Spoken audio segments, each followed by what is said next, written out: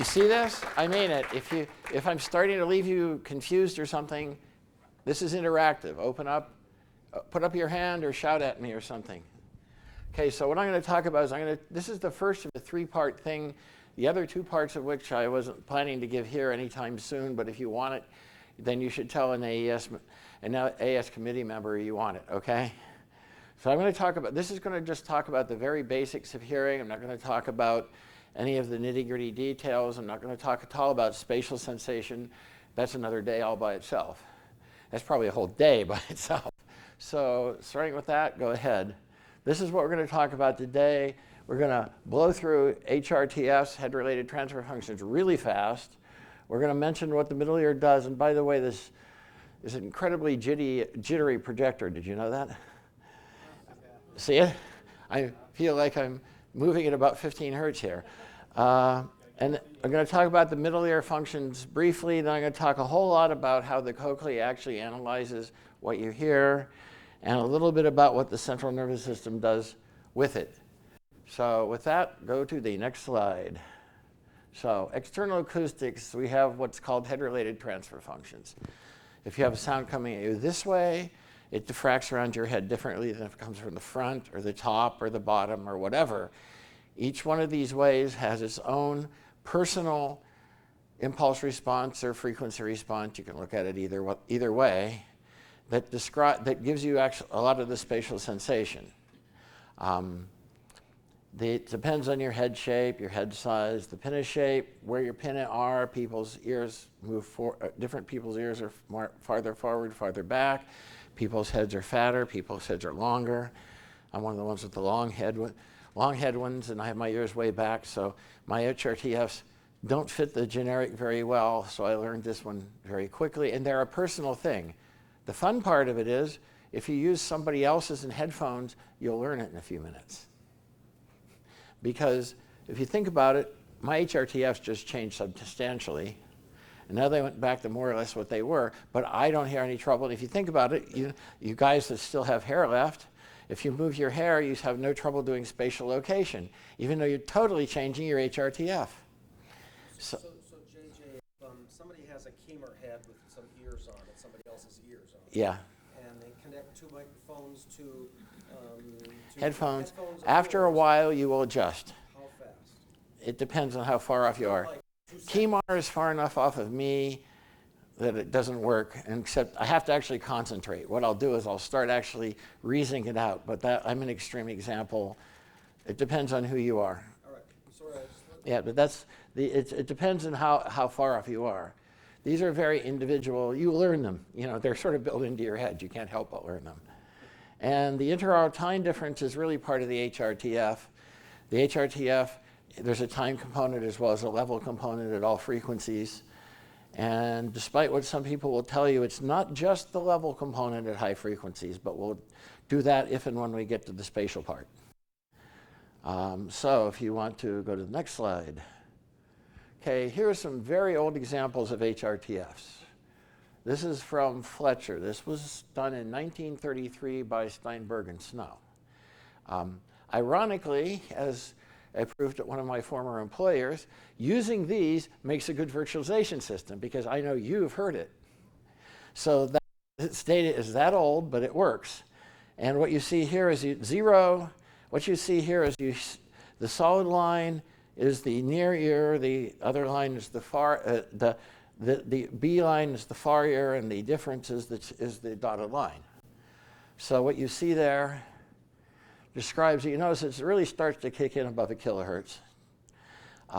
There are some details that aren't present in this that actually are present in HRTFs. There's usually a zero that moves around with directions, but it turns out that since this affects the zeros quite a bit, even though some people rely on this, it's actually the overall frequency shaping that seems to do any good.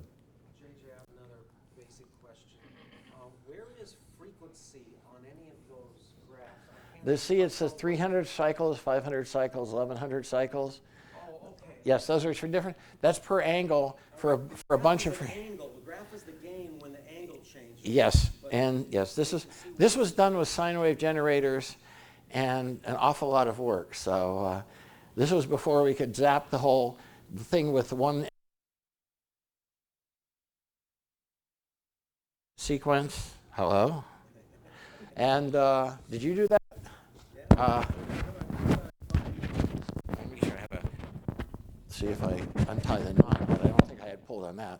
Okay, in any case, basically nowadays we can put an all-pass filter and get this at any frequency you want, all of the frequencies all at once. So that's always a nice handy thing. Can I ask another very basic question? No, but go ahead. So you could take that same data that's shown there and show it as a collection of frequency response. You could plot it the other way around, yes. Frequency, this is what it is for this angle. That's correct. This is what it is for this other angle. Yes. This is what it is for another You would have to cut through all of these. Right. You would have basically put a vertical line through all of these to do that. Okay, you want to go to the next one? Okay, the middle there. Mostly it's an impedance transformer. It has 3 bones, it has the eardrum. Also, some people include the ear canal, some people don't. I tend to include the ear canal because ear canal resonance is the most personal part of HRTF. And my observation is if you just use the person's own ear canal resonance, you get into less trouble. Has a couple other functions. It has a first order high pass filter that operates about 700 hertz. You'll notice that low frequency sensitivity goes way, way down at low frequencies. That's why the cochlea is never getting the data. And it turns out to be this is a good thing. Does anybody figure, you can easily, get a 1 part in 30 change in barometric pressure when a thunderstorm goes over, right?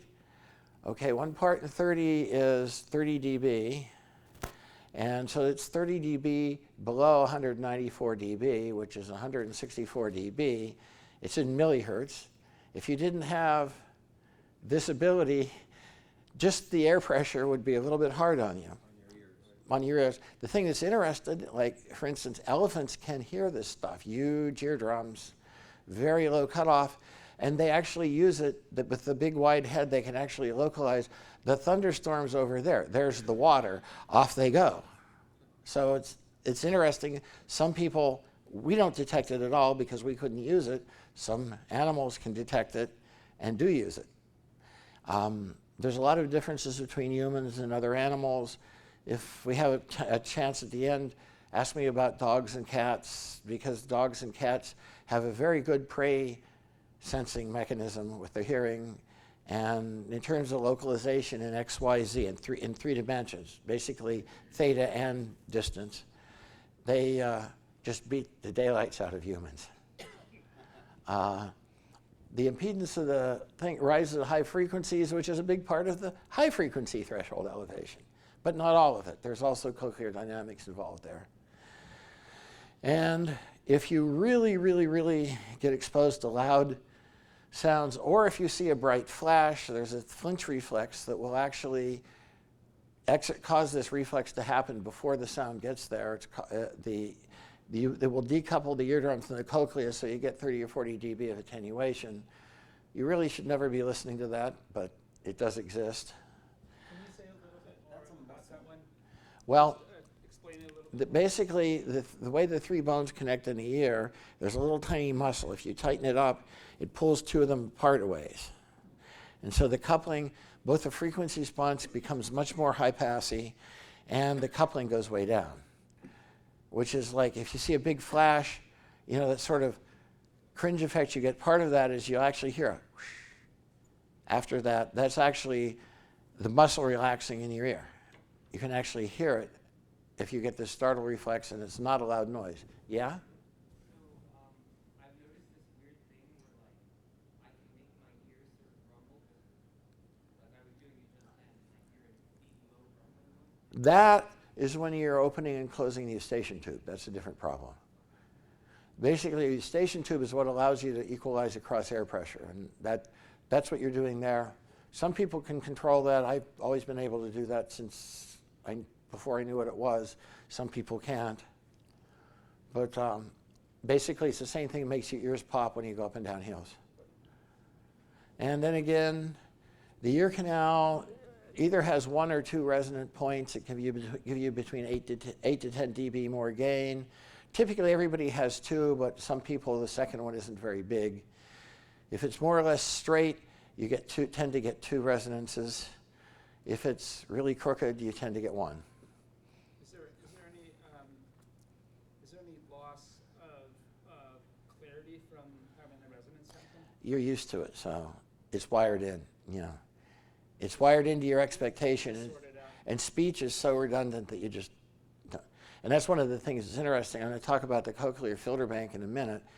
The interesting thing about the bandwidths of the filters in the human ear, and you'll see what that means in a minute, is very, very, very well designed for understanding human speech, which suggests that we evolved that way.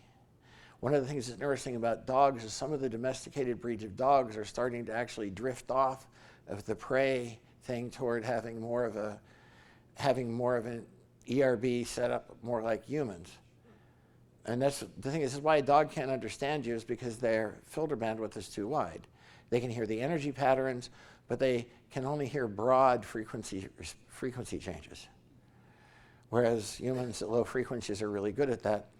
That's because you have the three formants in your speech are typically below 4 kilohertz, and that carries 95% of the information in speech.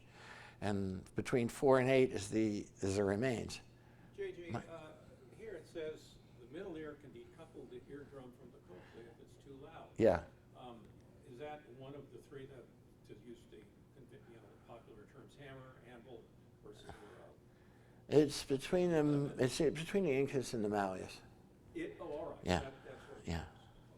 Oh, the muscle just pulls on it, and it stiffens. The muscle stiffens, and that means that the thing is now coupled to the muscle and coupled to the bone in your middle ear instead of coupled primarily to the cochlea. Okay, so I guess we can go to the next one. This is where it gets really complicated, and I'm a terrible artist, and you'll soon learn that. And first, let's get a wiki photo from the inner tubes. Okay, this is the whole cochlea. It includes the whole inner ear. It includes, this is the cochlea. These are the semicircular canals you use for balance. Now, anybody heard of the rock and roll high? It's when you listen to a lot of bass for a long time, you tend to get a little bit woozy. That is because the energy that goes in here, actually this fluid is connected all the way up to here, and it actually irritates your semicircular canals.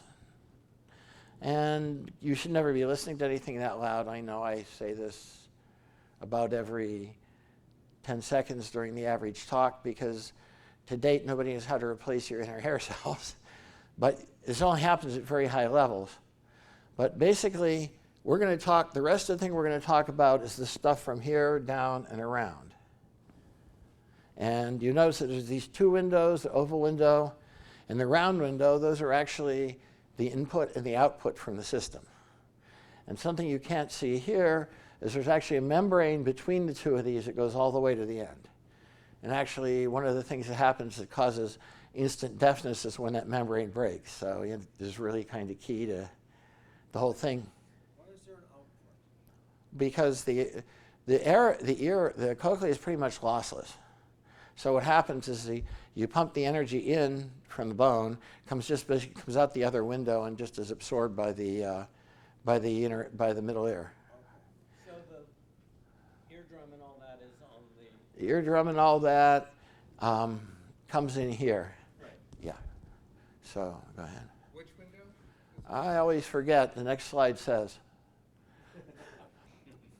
The oval window connects to the stapes, and the round window is the outlet. Lets the acoustic energy back out. And we're going to talk about the basilar membrane. Now, the thing these things are on opposite sides of the organ of Corti.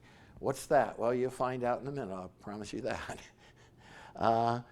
The oval window on opposite sides, the tectile and basilar membranes are part of the organ of Corti. There's two membranes that separate this thing into three spaces. The basilar membrane and Rosser's membrane, which is actually outside of let me correct that. The tectile membrane doesn't separate. It only sticks halfway through the space. It's Rosser's membrane. It actually separates the thing into the three spaces with the basilar membrane and Rosser's membrane. But Rosser's membrane isn't an active part of the system. It's a piece of the essential hardware, but it's not an active part of the system. Tectile membrane goes from one side to the middle, and these spaces are coupled by fluid. Each one of these fluids is minutely different. They also have small voltage differences between these three things. And these voltage differences have something to do with exactly how the whole system works. And nobody's quite figured that mechanism out yet. I'm going to describe later, I'm going to describe a method by which you can understand what the ear is going to do. The mechanism is a model. It can't possibly be exactly what happens. So just so that's clear, when I talk about some of the filter stuff, it can't be exactly that. Nobody's entirely sure how this all works. But I can describe the phenomenon accurately, which is at least a good start. And nobody really figures out what to do with these voltage differences. They're really tiny. Next. So what we have here, okay, this is Reissner's membrane. It basically is just there. This is the basilar membrane here.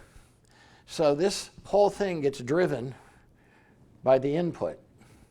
This membrane is resonant. This membrane is resonant. There's two things that connect these membranes, the inner hair cells and the outer hair cells. JJ, What? where is this on that other drawing? This is a cross-section of the tube. Of the curled tube. It's a cross-section of this. Okay. Okay? Thank you, Steve.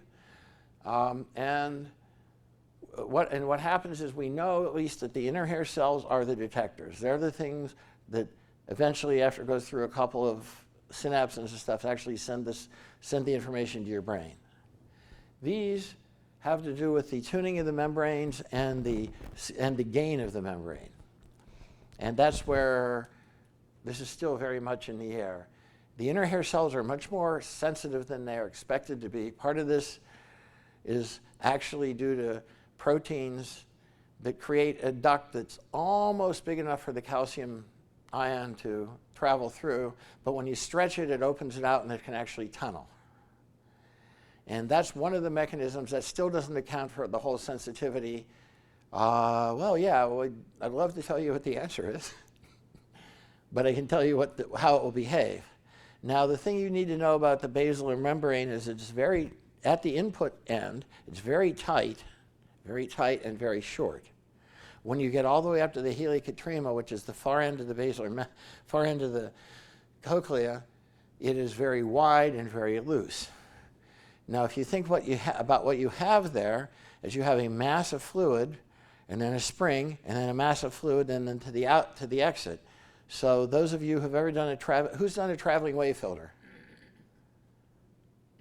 There's your traveling wave filter, right? You have a mass, a spring, and a mass, which is to say an L, a C, and an L.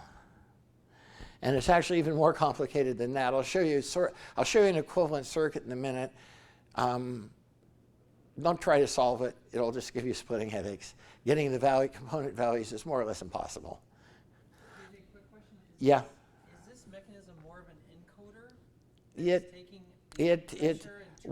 What it does, it takes the pressure as a function of time and separates it out into different frequencies and fires on the leading edge of we'll talk about this a lot, but fires on the leading edge of the waveform itself at low frequencies. That's when the two membranes are moving closer together.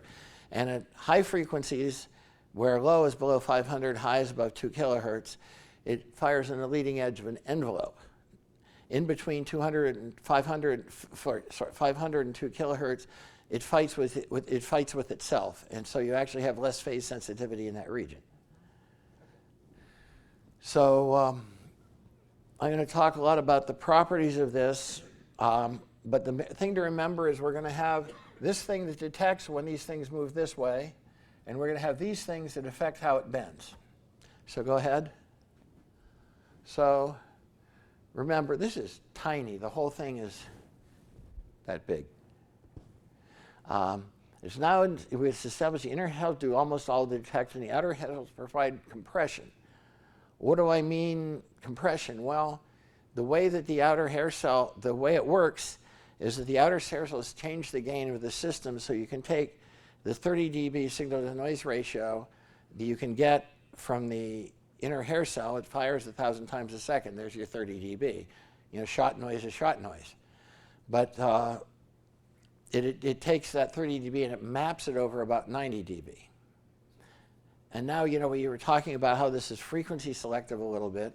The frequency selectivity means the compression can be very different at different frequencies.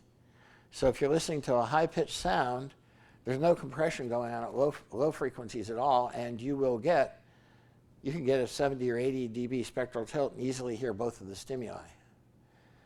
Low frequencies can overload the system, but the reason for that, if you think about it, with the system, the energy goes through the basilar membrane, starting at high frequencies, and all the way to the other end is where the low frequencies go through it. And this is that low frequency. The thing that happens at the two ends, part of the loss of sensitivity at both ends, is where it fastens to the bone at the end. It doesn't move much. And especially at low frequencies, it anchors the end of the basilar membrane in a sort of an angle, so that introduces an additional loss of sensitivity over and above the high-pass filter. So basically what happens is it sorts things out by frequency, from high frequency at the entrance, low frequency at the tip of the cochlea. And this is in a spin. What goes in a circle. It doesn't.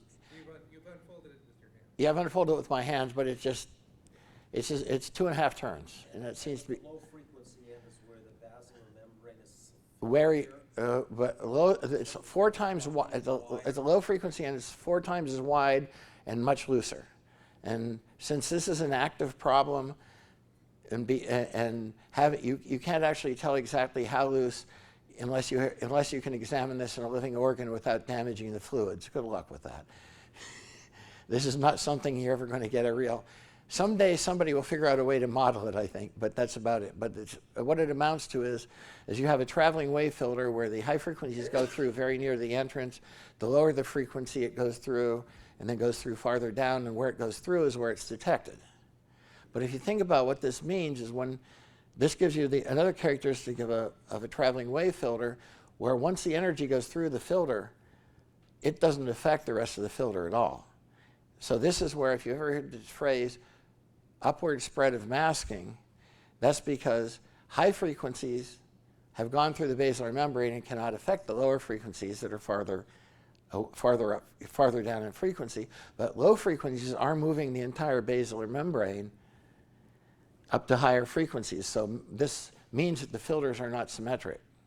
It means that the roll-off on the high frequency end is unbelievably steep. I mean, it's for something made out of floppy tissue and nerve cells, modified nerve cells, the fact that it can roll off 100 dB in like a 1/12 of an octave is pretty freaking stiff. And it rolls off much less steeply in the other side. So that describes part of the shape of the cochlear filter, which we will get to in a minute. We're getting way ahead of ourselves in a way. How the compression works, I'm going to describe a way that models it quite accurately. That doesn't mean that it actually works that way. Don't take that home. It describes a model that works. Next.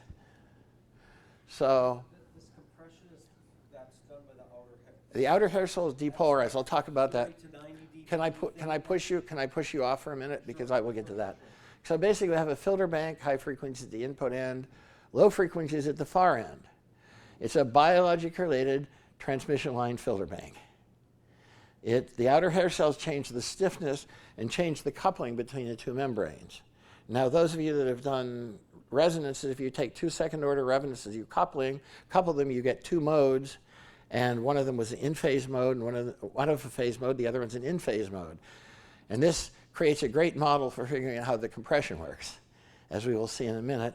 But that's pretty much the only thing it changes is the stiffness of the coupling between the two membranes. Okay, and that's more or less the model. How you like that one, Rick? I like your drawing. It's quite unpleasant, and this is where the detector sits, and the coupling between this membrane and this membrane is also variable, so you can say that this C changes as well. And actually part of the non-reactive part of it changes too, but nobody's really sure about this. But that's the kind of thing that you get rid of. And this, of course, this is repeated infinitely, well, about 1,500 to 2,000 times from one end of the basilar membrane to the other. The ground line is resistors, right? No, this is resistors. That's the loss in the system. This is this is going to the round window that comes from the oval window. And yeah, see, this is like, right here is why the very high frequency sensitivity is reduced. And the same thing on the other end, it does the same thing on the other end actually, but it's built a little differently. It's actually really difficult to model because it actually, the thing goes on a slope, so it's sort of not, it's over a wavelength up there, and it gets complicated, and nobody's ever done a great job of this, but that is more or less what it resembles. Yes, that's pretty fiercely ugly, isn't it? What do you think, Rick? Can you model that?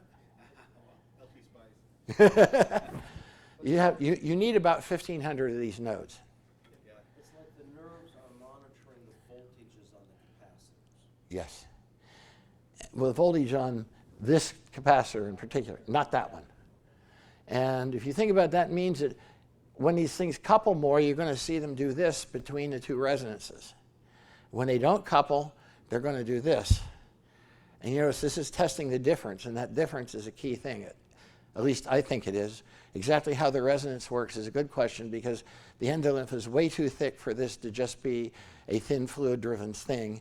And the other thing that happens, of course, is that the outer hair cells, you notice where they're located, when they change stiffness, it means it's easier to squeeze the fluid back and forth sideways through that, and that introduces another element of flow which isn't even modeled here, which would be pretty much another piece of this layer coupled to the upper layer and then added with resistances. So good luck with that. Simply, the brain is tapping into each one of these nodes and essentially doing FFT to figure out what. No, the brain doesn't do it. Each one of the inner hair cells is tuned to a given frequency.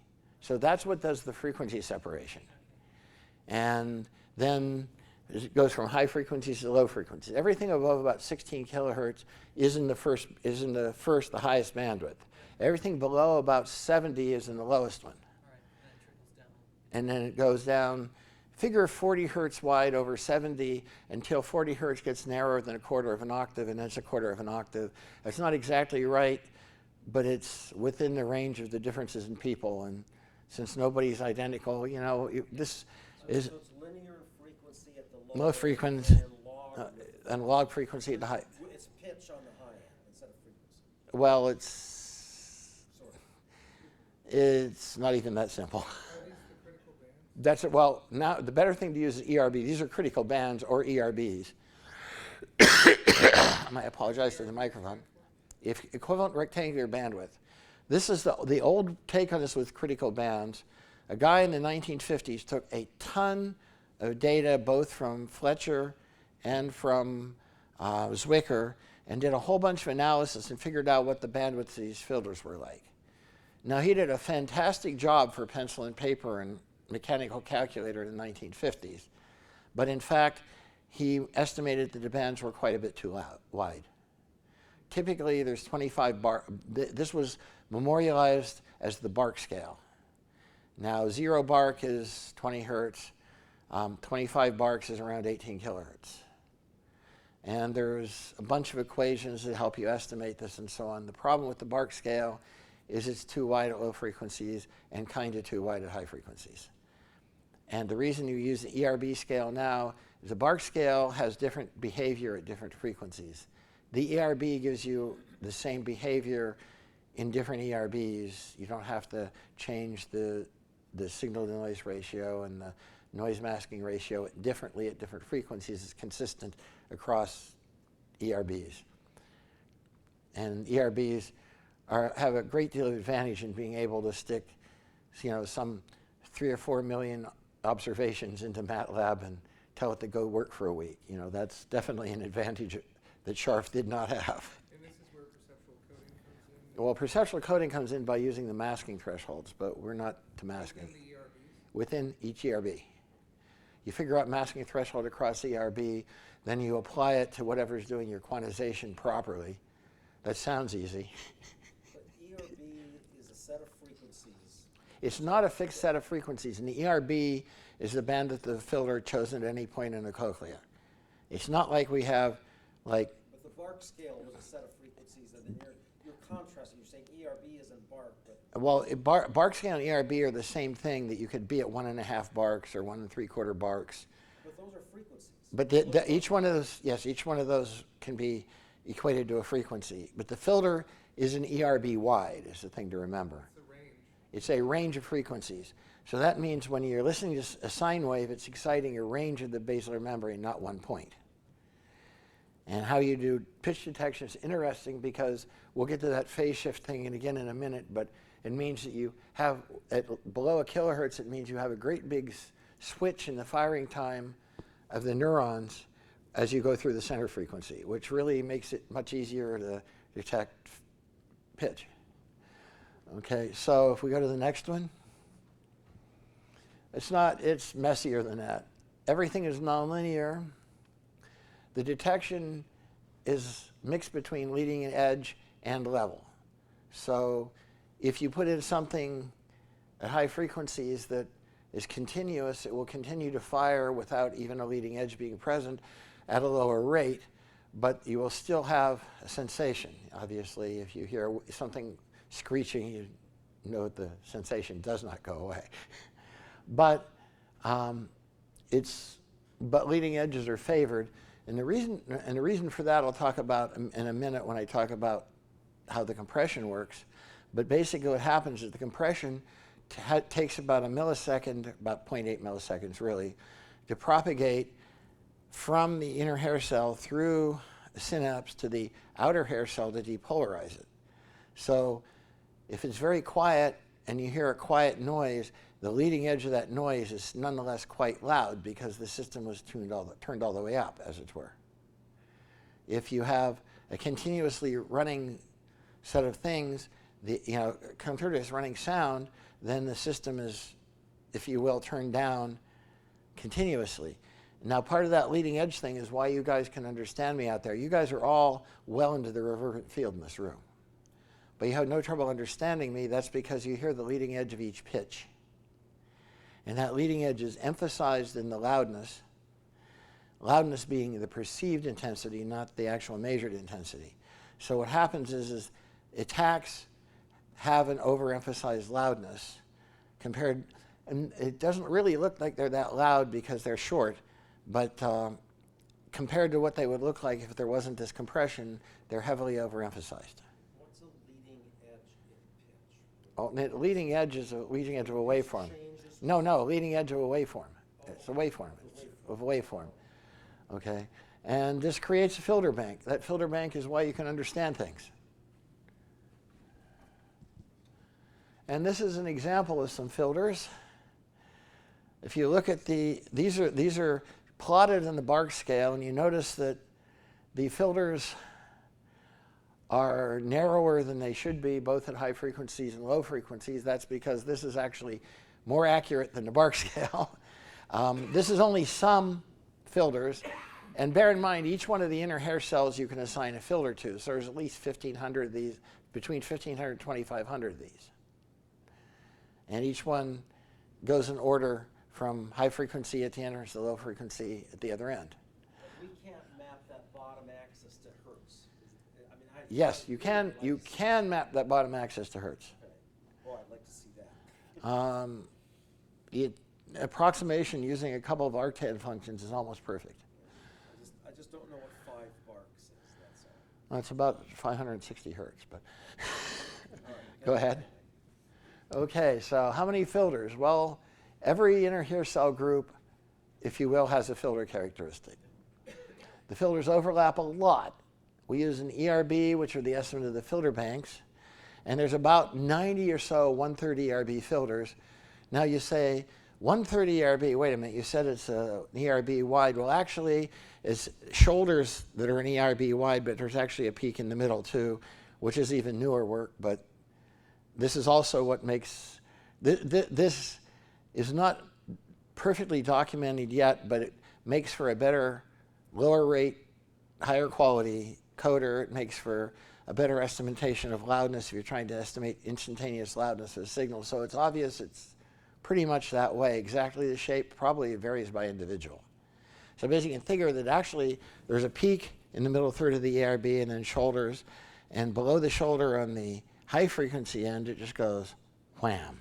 And the low frequency end, it goes off slower. And this is the physics of the... This is the physics of the basilar membrane. Okay, next, yes. How many filters are there? Well, there we go. We have about 25 overlapping bands, 2,500. Go ahead, next one. Okay, so the first thing you want to remember, ear is a frequency analyzer. At low frequencies, the bandwidth is narrow, the time window it takes to detect is long. At high frequencies, the bandwidth is wide and the time it takes to detect is short.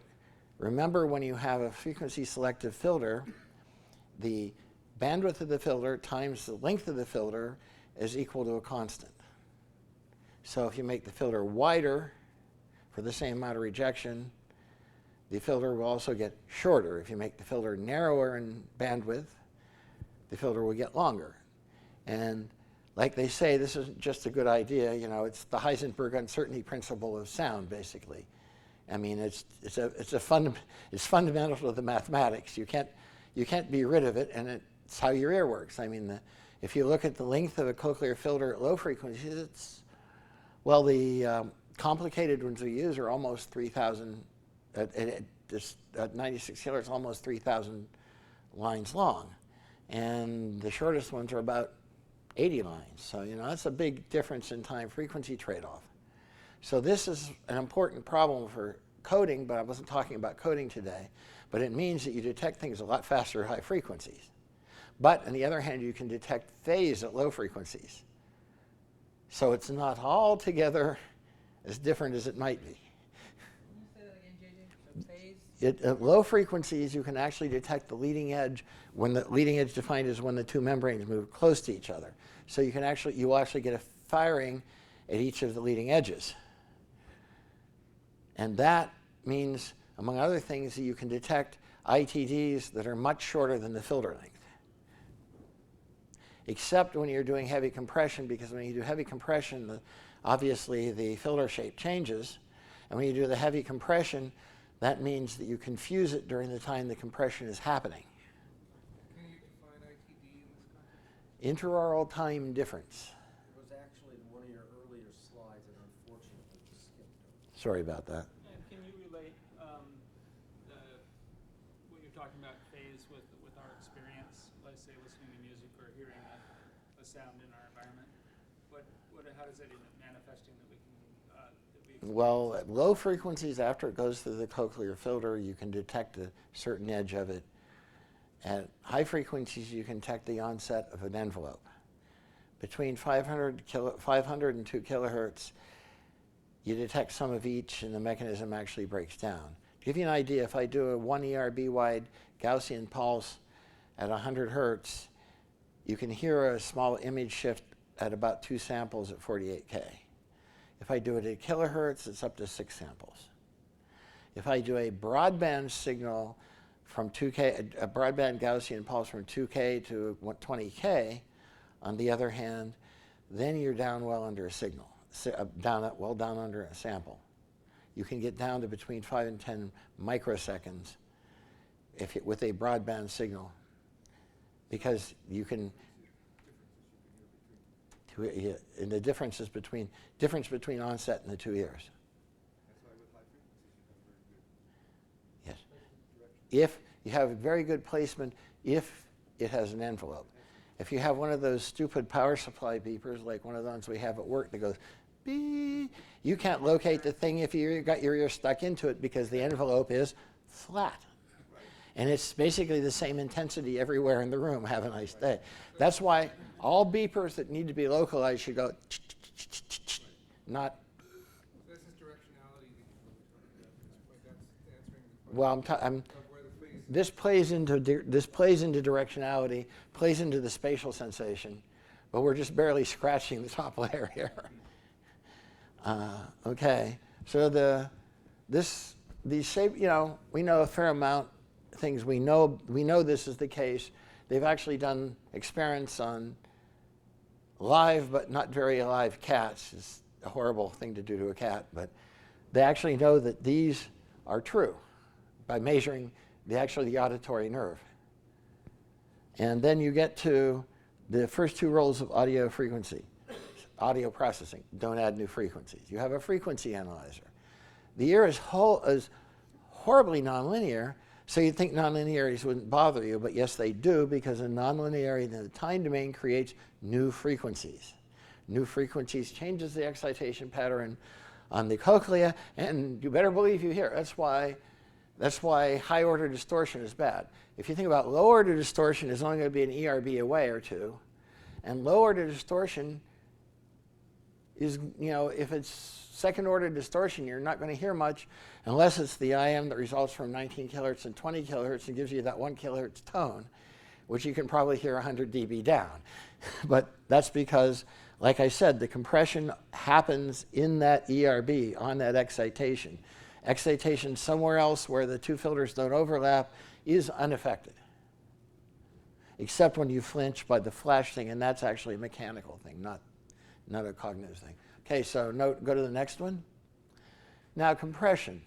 Inner hair cells has about a 30 dB dynamic range. It can fire up to about 1,000 times per second. The inner hair cell, when it's firing, depolarizes the outer hair cell via a little feedback mechanism. And by the way, also this is something which gets fed back from the upper CNS. When you have a continuous signal, the threshold for depolarization will be reduced, so you will reduce the firing rate after the CNS, which takes 15, 20, 30 milliseconds to get going, reacts. It will decrease the firing rate further. Oddly, you don't hear this as a difference in loudness because your brain knows you're doing this. And that's central nervous system. That's CNS. CNS is central nervous system. That's into the brain, the part that's... I try to stay in the periphery. The periphery means in the cochlea and the auditory nerve, and not beyond that, because everything past that is extremely adaptive. Okay? The compression, when it kicks in, reduces the sensitivity of the subsystem. So you map the 30 dB over about a 90 dB range for the excitation in that ERB. And that for the excitation in ERB has to be hammered in, because if you... And this also, by the way, has effects on things like hearing phase shift. People talk about monaural phase shift does not matter. Oh, hell yes, it does. But only if it changes the time onset at low frequencies or the envelope shape at high frequencies inside of one ERB. If it doesn't, like the 60 hertz, 7 kilohertz experiment that showed that intraoral phase doesn't matter, is correct, because they don't excite the same part of the basilar membrane. But if you try AM versus FM, if you just take a kilohertz and maybe put 0.25 on either side of it, 4 kilohertz, 4 hertz above and 4 hertz below, put the sidebands in phase and out of phase as AM and FM, those sound nothing like each other.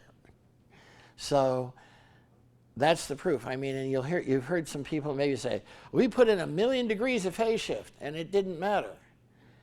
The catch is what they did is they put in a whole bunch of all-pass filters that effectively delayed the signal.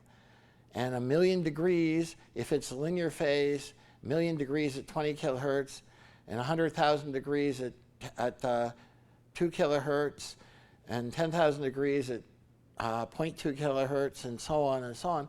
If that's the phase curve, that is a pure delay.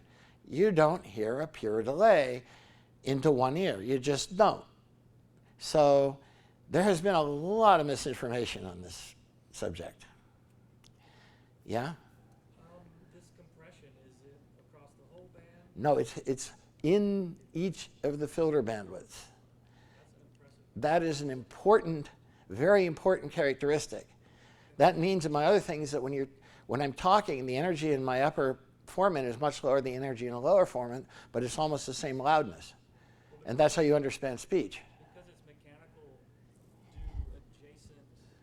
Well, since the bands overlap, yeah, you have to get out of the filter bandwidth, which goes over, toward low frequency, goes over much more of a... Can't be drastically different if they're neighbors, but... Yeah, they won't be drastically different if they're neighbors, but if they're not neighbors, they can be drastically different. And the other half of that, of course, is they are neighbors, and you change the compression by changing the phase. the phase works more or less on the peak signal. The compression works more or less on the peak signal. So if you change the phase and change the peak signal, you change the loudness of the sound. And yeah? So would that be kind of like a adaptive companding? It's not static. Would you? No, it's anything but static. Yeah. It is basically an adaptive companding that's really hard to describe, yes. You said there's a finite time delay in that. Right? Yeah. You said And that finite time delay emphasizes leading edges, which is why you can all tell where my hands were, right? Even though the energy around you is much, the reverberant energy is much louder than the energy that arrives just first, but the energy that arrives first suppresses the rest of the energy, so you can tell where the leading edge is. Is there a question? Sorry. But his question is related to mine. I was going to ask, is it like a multi-band compressor? You were giving like a 3-to-1 ratio, but what are some of the other variables that are adaptive or constant? Well, it's adaptive in a very tight loop, okay? And actually, adaptation doesn't kick in to about 20 dB above threshold. Then it kicks in fairly rapidly until you get to around 70 dB above threshold. And then it pretty much goes away. So it's not even a linear thing. But that's basically, it's not like any compressor out there. But the thing is, if you compress something like the ear does and you listen to it, you'd be putting it through 2 compressors. Having done it, it sounds just bloody weird. I don't know what else to call it. It's just totally weird because you're applying the process twice then. Well, but you do serial and parallel compression mixing. So Well, it's, yeah, but, multiple compressors. well, that's a different, Real world. it's a very different thing because you're doing that in order to drive the system the way you want it. So there's a similarity, but you're limiting dynamic range. And this basically, you're limiting dynamic, here this is tuning for the dynamic range you've got. Remember that the threshold of hearing is about 10 to the minus 10 atmospheres RMS. That is not very much energy. Ear splittingly loud is 10 to the minus 5 atmospheres RMS. So we're talking about a very, very sensitive, very low energy device here. Like a couple air molecules hitting the Well, the air molecules bouncing off the eardrum is about 6 dB SPL. The reason, in 20 to 20K. The reason you don't hear that is because you would need the proper amount of energy in an ERB. And so if you look at the absolute threshold curve, you have to figure out what the ERB width is there. And interestingly enough, the absolute threshold is between 1 and 3 dB above the noise level due to the atmosphere at ear canal resonance. Yeah. You can't use Brownian motion because Brownian motion you think of as rolling off, and you roll the speed rolls off as 20 dB per decade, and this is pretty much a white noise over 20 to 20K. It is interesting to note that you can tell the difference of different kinds of molecules bouncing off of a sensitive microphone, because if you have an argon molecule, it has only one axis, it just moves, it just translates. You have an oxygen molecule or a nitrogen molecule, it translates, but it also spins. If you have a CO2 molecule, it translates, but it also spins. If you have a water molecule, it's bent, right? So not only it has 2 forms of spinning and translation, which is one of the reasons that water molecules mess up high frequency transmission, because that second spin thing tends to suck up high frequencies. If you've ever looked at propagation of sound at 20 kilohertz with variable humidity, you notice that it's not too good. That's because you're turning sound into heat. Now the amount of energy in the sound is minuscule, but there you go. Okay, so let's talk a little bit about the compression. Go ahead. How does it work? Well, if we model these as 2 high-pass filters, so a thing that comes up in frequency, has a peak, and then goes down, okay? That kind of high-pass filter. If we model it that way, I mean, bear in mind, this is all qualified because this can't be the actual mechanism. This just predicts what it does. The detector fire on the difference between the two. So this means small changes in membrane tuning make big differences in sensitivity. Because if they're going like this, that's very low sensitivity. If they're going like this, that's high sensitivity. If it does that at the peak response, that's huge sensitivity. So that's an important factor. I'll show you one example on the next page here. This is an example of a high-pass filter. You know, it has a peak, it's a high-pass filter. And this is a really important point. See how fast that phase goes? If you move the two resonances away, the phase of one is going to go out of phase, while the other one stays in phase, so that's going to double the distance. So it's going to give you a gain in the distance between, the change in distance between the two membranes. And getting the gain and the peak right on this is sort of essential to the model, and I won't go into the 4 hours worth of that. I'm sorry. And the next thing, so linking two resonances, if you link two resonances, it splits the resonance into two normal modes, one above and one below the center frequency. In the case of the ear, it's actually a little bit weird. One of them stays put because only one of them is being tuned. So one of them stays put and the other one moves, which actually accounts very nicely for the shift in pitch sensation with level. You know, if you listen to something louder, you come out flat, that's because the pitch sensation moves up. So you think you're higher than you really are. Is that particularly noticeable in low frequency? Low frequency, yeah. The high frequencies, it's not so important, but a low frequency, but the thing is, below 880 it's really important, and there you go, that explains to a musician exactly what the problem is. At all the notes that actually matter, it's important, right? Pitch is very, very difficult to solve. Very difficult. But okay, so what's going on? You increase the coupling, it moves the modes farther apart. You decrease the coupling and they move closer together. So something like this goes on, whatever really is much more complicated. I mean, this is a useful model. This is not telling you what really happens. Next. So what I do here is I have 4 different tunings. Now here, the high frequency is 1.1 times the low frequency. And you'll notice the sensitivity is substantial up there. These are log scales, so each step here is 10 to the 2, okay? So you notice you get a lot of frequency selectivity. This does not show the roll-off at high frequencies because I'm not modeling the filter. This has to be applied in addition to the filter, just so that's clear. But you notice when you do, then when you come here and you have a little bit less split, you notice that this now, the center peak moved up a little bit. And the gain now went down to about 10 to the minus 1 instead of 10 to the 1. And that's a little tiny, that's just a little tiny moving of the filter. And if we go up here and we move it a little tiny bit farther, now we go down to 10 to the minus 3, and that peak moved up a little tiny bit farther. And then we have them almost identical, and now the sensitivity is gone. So this model suffices to describe the compression you get. It can't possibly be what's happening in the ear. And you have to get the time constants right and a bunch of other stuff. But this actually will help you understand how to get an accurate estimation of loudness. And remember, I think everybody here has heard me rant on about loudness. Loudness is the perceived intensity. Intensity is energy. Loudness is a perceptual quantity. It is not sound pressure level. When you say somebody says a loudness equivalent of some sound pressure level, they're talking about a loudness equivalent to a sine wave at 1 kilohertz at that sound pressure level. And that's what they think, or rather that's what they think they're doing.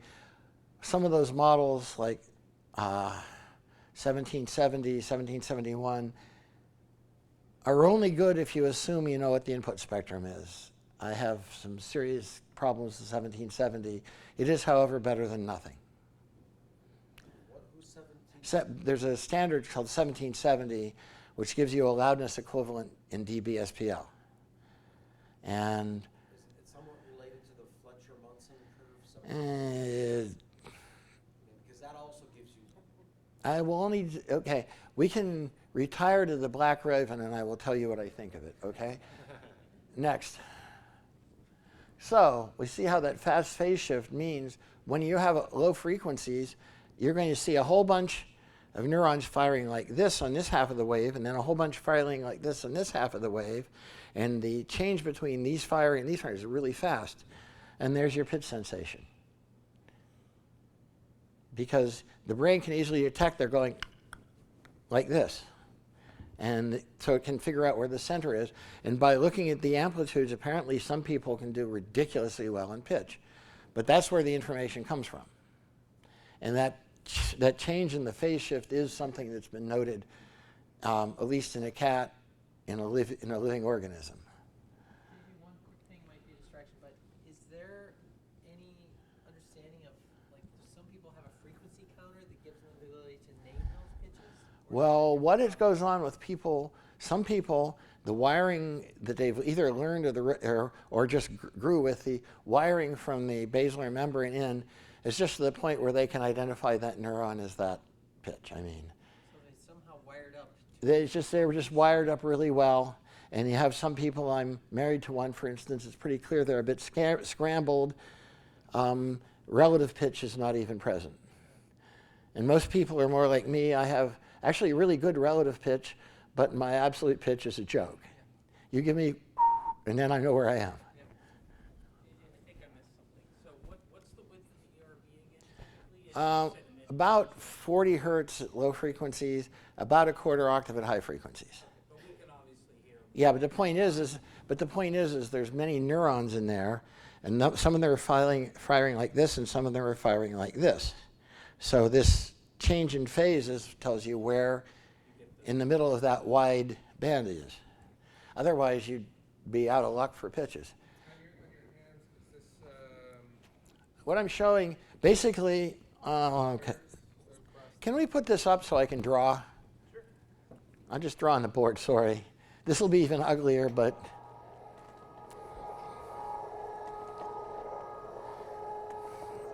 So one set of the things you will see, okay, we're gonna work within an ERB, okay? So there's a couple hundred neurons in there, but we're just gonna do a few. But what you will see as a function of time, you'll see the neuron firing regularly like this at low frequencies. That's effectively the leading edge. Now, this is where they will fire when you're on one side of the resonance. On the other side of the resonance, they fire here, here, here, here, here, here, here. So what happens is, in one or two in the middle, you will see them swinging between these two. And that, if you think about it, is a phase detector. You can tell exactly what the phase is and the point relative to the neurons where the phase changes. And there's your pitch detection. Within an ERB. This is how you detect within an ERB. Yes, this is hard to draw. I mean, you need to draw this accurate. You need actually have to have a fourth dimensional graph. If you happen to have one of those handy, let me know. But yes, something more complicated goes on. The peak moving slightly with offset. This all works to describe the pitch shift, the sensitivity, but the mechanics can't possibly be doing that. That's all I can tell you. Next. So loudness. Loudness is sensation level. Intensity is power level. And remember, sound pressure is only one of the 4 variables in power. But if you're moving around in a sound field and you have a broadband source, you're probably getting pressure is probably probably scales well to power, except at very low frequencies. You know, if we have room modes and stuff, that'll mess it up. But they are not the same thing. Loudness is measured in fons or sons. Intensity is measured as sound pressure level, or you can measure it as energy per volume. So they are not the same thing. How can you measure sensation level if sensation is something you... By modeling the way your ear hears it. Next. Okay. So loudness grows as a power of energy. Twice as loud is basically 10 dB, a power change of 10. So that will, if you double the energy of a signal, it'll be twice as loud. If you multiply the energy of the signal by 10, it will be twice as loud. When you add loudness across different frequencies now, they add according to a different power level. Thanks a lot, Mother Nature. But what that means is that when you spread things out across frequencies, if you spread the same energy out across multiple frequencies, it sounds louder. So when you spread signal, it gets louder. So to determine total energy, you have to raise the energy to that, you sum, and then you raise by the other ratio to get yourself back into a scale that approximates sounds. Yeah?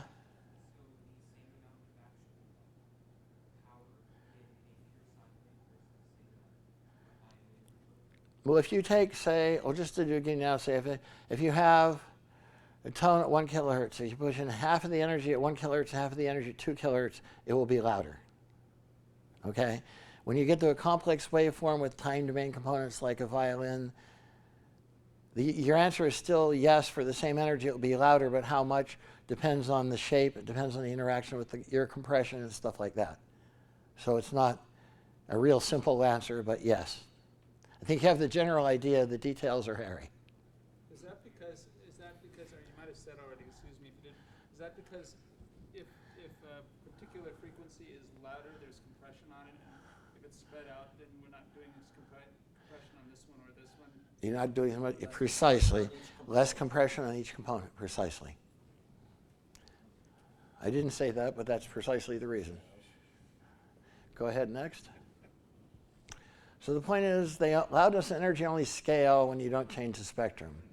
When you change the spectrum, things can be surprisingly different. You notice how modern compressors clip the crap out of things and spread the spectrum? That makes it louder. It also makes the talk I proposed for the next AES convention to see if they accept it, which is, if they accept it, is going to be titled, How to Master for Epic Fail in Modern Distribution Methods.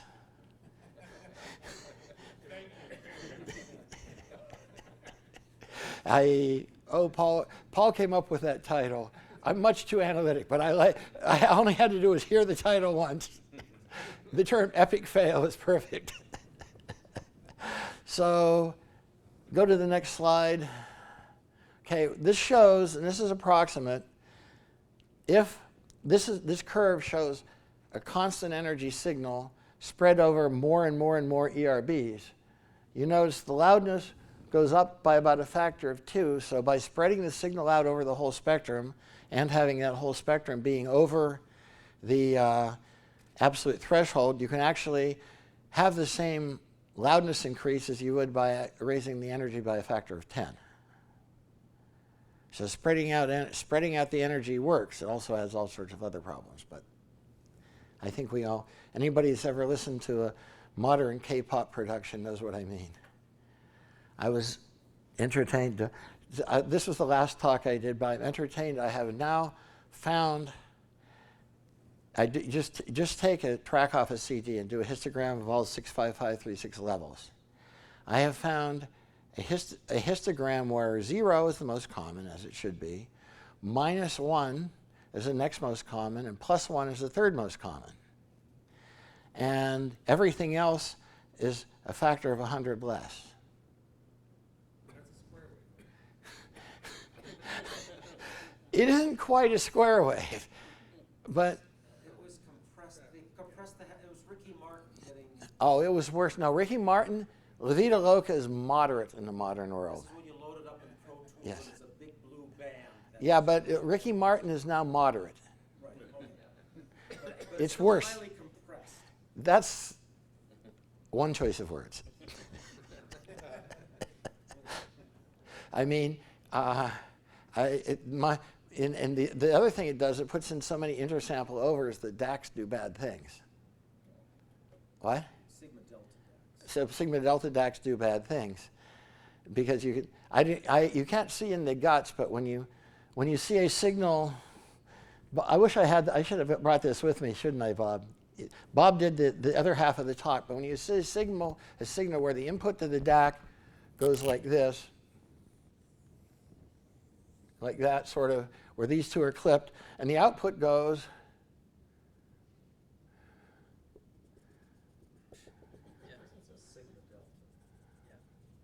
I mean, what was that? That's about what it sounds like. That was a sample of that. That's about what it sounds like. Seriously, it is really awful.